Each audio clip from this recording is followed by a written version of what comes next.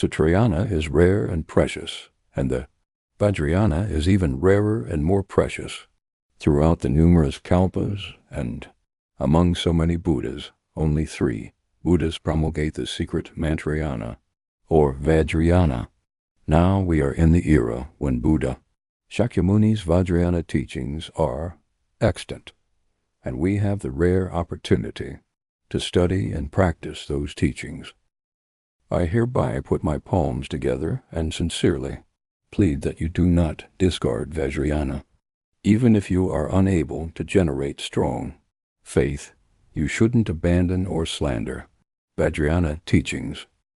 Instead, you must think in this way: the Vajrayana teachings are extremely profound.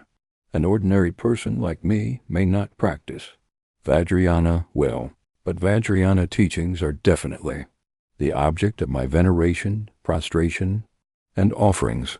If you uphold such an attitude of veneration, according to some tantras, you also have the opportunity for liberation from samsara.